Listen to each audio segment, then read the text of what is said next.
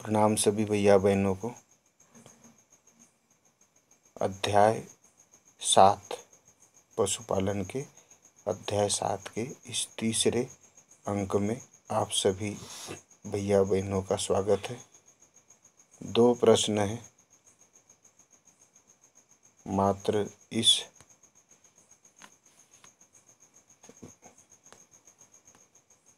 भाग में। तो नर और मादा मछलियों प्रजनकों की क्या पहचान है? पहचान लिखिए। प्रजनन के लिए तैयार नर और मादा मछलियों की पहचान कैसे की जाती है? तो उत्तर जिसमें लिखेंगे हम, परिपक्वता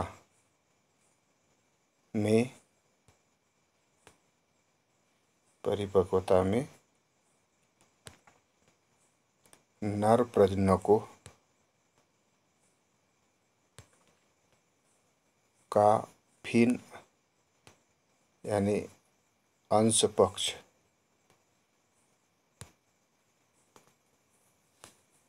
खुरदरा होता है।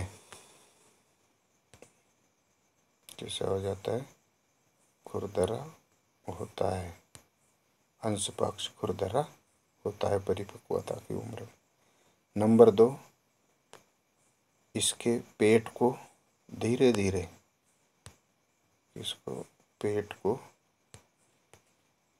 से दबाने से जननेंद्रिय छिद्र से दूध की भांति द्रव मिस्ट जिसको बोलते हैं निकलने लगता है। तीसरा, अंडों से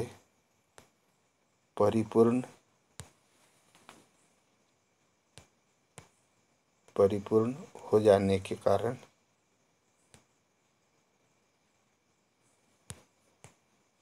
मादा प्रजनकों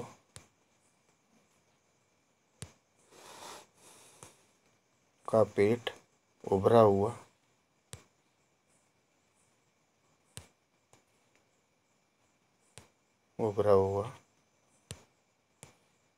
और जननेंद्रिय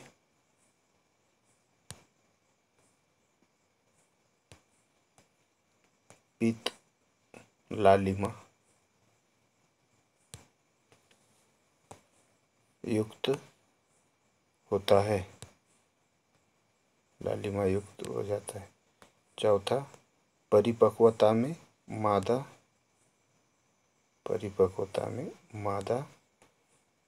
प्रजनकों को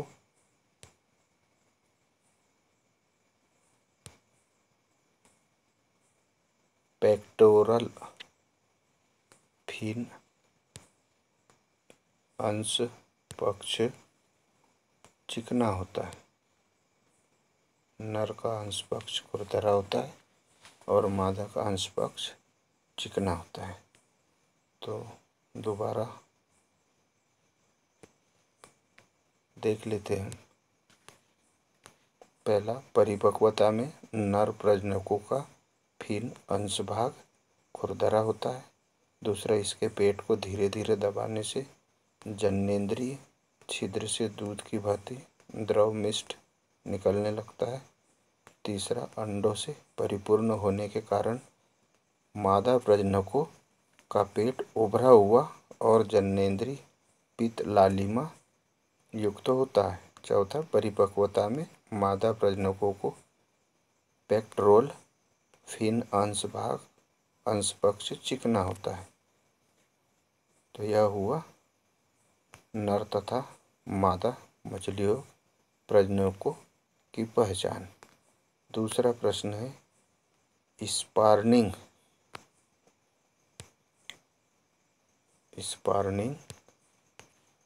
पर कौन कौन से कारक प्रभाव डालते हैं? कौन कौन से कारक प्रभाव डालते हैं? लिखिए। तो स्पॉनिंग पर ये कारक निम्नलिखित प्रभाव डालते। कौन से कारक प्रभाव डालते? निम्नलिखित है। पहला, तापक्रम एवं प्रकाश का प्रभाव। जब स्पॉनिंग होती है उस समय तापक्रम बिल्कुल कम होना चाहिए, यानी बादल होना चाहिए, एवं प्रकाश बहुत कम होना चाहिए। प्रकाश का प्रभाव पड़ता है स्पॉनिंग पर। अंडे नहीं दे पाती है मछली, इसलिए प्रकाश भी बहुत कम और तापक्रम भी बहुत कम। और ऐसी जलवायु जुलाई महीने में मिलती है, इसलिए जुलाई महीने में ही मछलियों से अंडे लिए जाते हैं। 30 जुलाई के बाद नहीं ले सकते।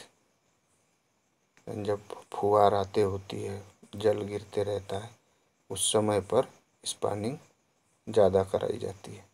जलधारा एवं वर्षा का प्रभाव। जलधारा खूब ज़्यादा धारा में भी वर्षा नहीं होना चाहिए, अन्यथा मछलियाँ डर जाती है और डर के कारण स्पॉनिंग नहीं होती।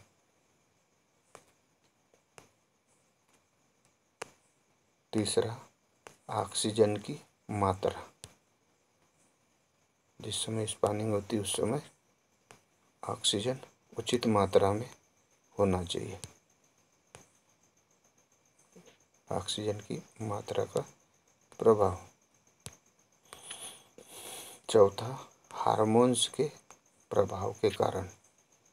हार्मोन्स भी मछलियों में अंडे देने योग्य होना चाहिए, इसका भी स्पॉनिंग पर प्रभाव पड़ता है। तो ये बिंदु महत्वपूर्ण है। जिस समय पर भी हमें मछलियों से स्पॉनिंग कराई जाती है, तापक्रम देखना पड़ता है, प्रकाश देखना पड़ता है, जल धारा एवं वर्षा का भी प्रभाव देखना पड़ता है, ऑक्सीजन की मात्रा का प्रभाव देखना पड़ता है, और हार्मोन्स के प्रभाव के कारण भी मान जो है प्रभावित करते स्पॉनिंग को।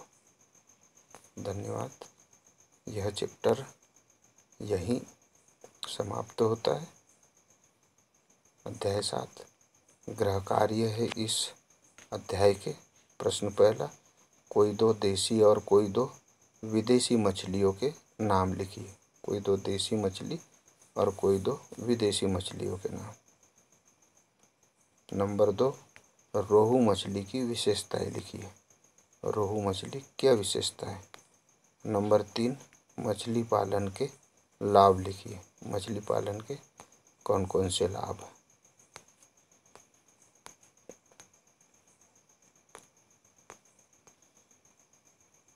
धन्यवाद।